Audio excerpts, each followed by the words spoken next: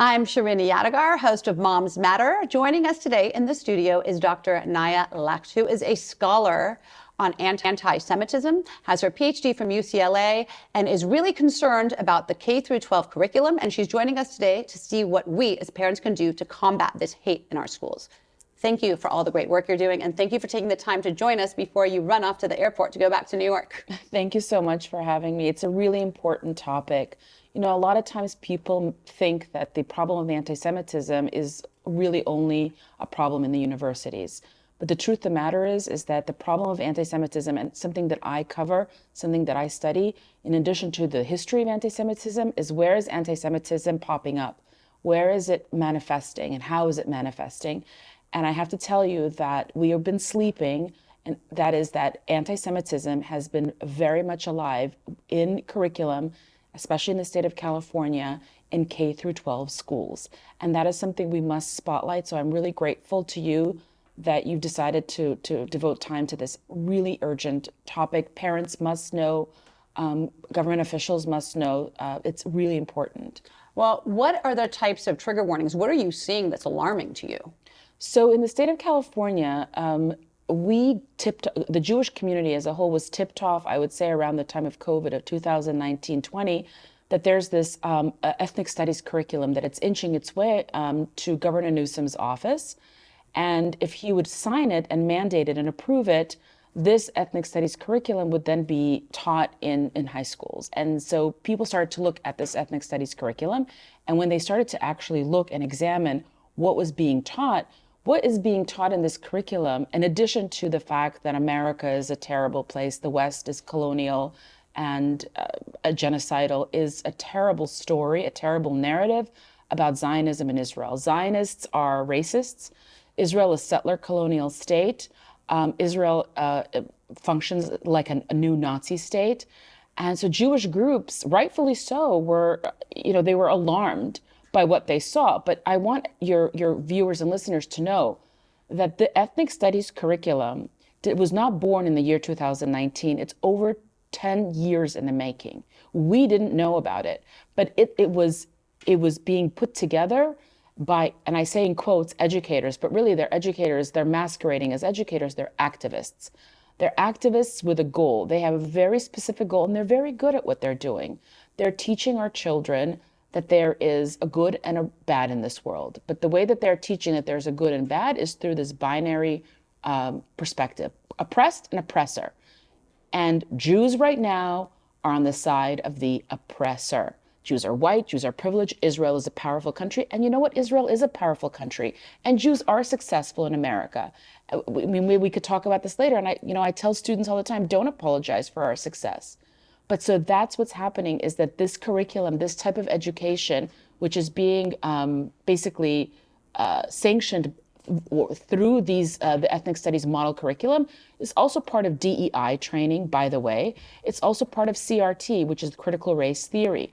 All of this is kind of marinating in this framework, which views the world through this, I think it's a very unhealthy binary, that everybody who is quote unquote evil is the oppressor. Right. And one thing you know about the history of anti-Semitism and the history of Jew hatred is that Jews are always seen as that which is evil. Right? So in Nazi Germany, Jews are the Bolsheviks, Jews are the, impure race. In the Soviet Union, in Marxist ideology, Jews are the capitalists. Jews are that evil that must be rooted out. And so today's evil is violation of human rights. Today's evil is being an oppressor. Today's evil is colonialism, and that is being projected on the Jew. That's how that's how anti-Semitism functions. Right. I mean, it's appalling to me that kindergartners would be learning these types of things. In kindergarten, you should be learning the ABCs, you should be learning to read and how to be social with your friends. But if you're being taught this at such a young age, of course, when you get onto college campuses, you're going to be fighting for the oppressor. I mean, that's the oppressed. Absolutely. It makes perfect sense. It makes perfect sense. So what are we supposed to do with this information that we have now? I remember with ethnic studies, we were all calling, making those phone calls, and we didn't win that battle. unfortunately. We did not. We did not. So where do we go from now? Here, I mean, we know how dangerous this is. Our kids are suffering. And if we don't take a hold of it, not just for Jews, but for all of humanity, really. Yes. Where do we go from here? So a great question. I'll tell you this much.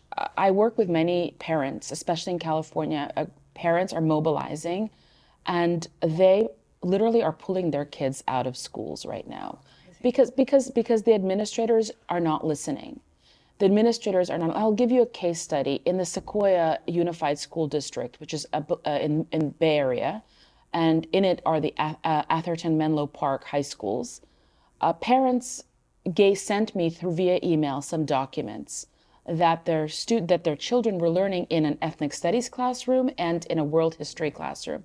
In the world history classroom, the teacher, 10th grade teacher, devoted 4 weeks of the 12 weeks to what he called the Israel-Palestine conflict. Okay, and I received these documents, and they said to me, is there a problem? Do you see a problem? Because we do. And I said, I looked through it. I actually wrote an article for the Jewish Journal called "Who's Afraid of the Big Bad Jew?" Lies being told about Jews in Israel in the public schools.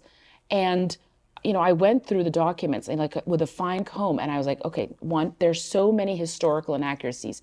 That is the other problem, is that this is not even history and truth. Right. This is literally indoctrination and propaganda, no different than what poor children in Gaza and children in Judea, Samaria, in the Palestinian territories are being given through UNRWA. Right.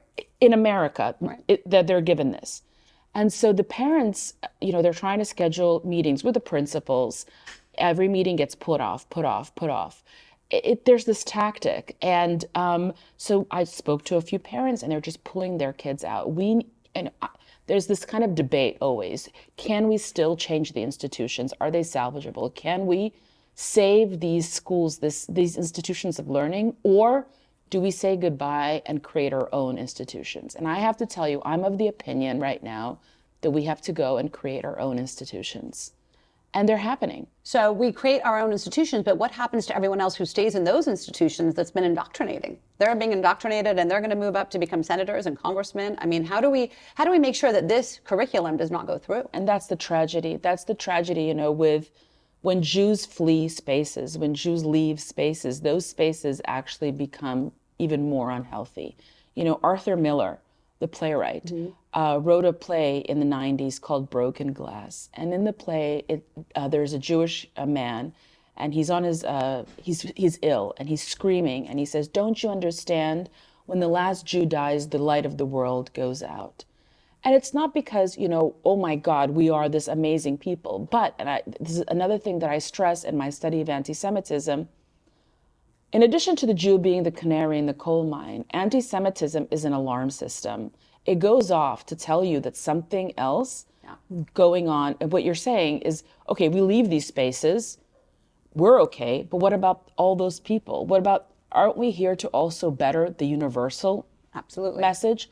Well, should we only worry about ourselves? You're asking really important questions.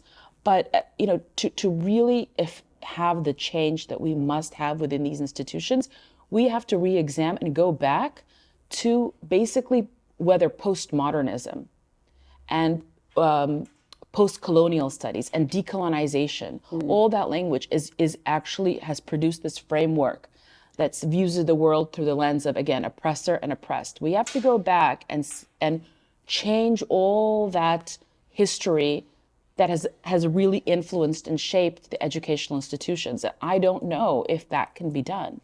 I mean, I am so worried about the future for the world. I really am. It's not just about the Jews, like you said. I'm really worried. And I know parents now have awoken. And it's not just Jewish parents. It's any human being who cares about civilization and the future for their children.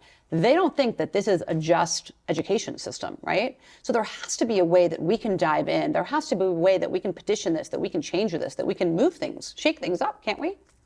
We can, and that means keep on speaking about it, keep on what you're doing, which is talking about it. People write about it. If you're a journalist, go to the board, the school board, keep on speaking about it. Keep on being that thorn. Keep on ringing that alarm. Go to your local, council, city council meetings, and instead of pushing a a resolution to stop ceasefire, push a resolution that betters our schools. Right, right. Well, you were telling me before we started that there is a petition that you're circulating. What is this petition? Great. So I am part of an amazing initiative, which is Jews in School. And Jews in School is started off as an Instagram account, but it's really growing into its own full-fledged organization. And in addition to being like a hub for where parents can go for resources and to finally be heard, what we did is we decided to write a petition. And we wrote a petition, and it's been signed by thousands, but we need more. We need a lot more signatories on our petition. And the petition is actually going to the Department of Education. The goal is to ask the Department of Education to basically re-examine, to just pause and say, wait, what is it that we are teaching in our schools about, let's start, the Middle East, right?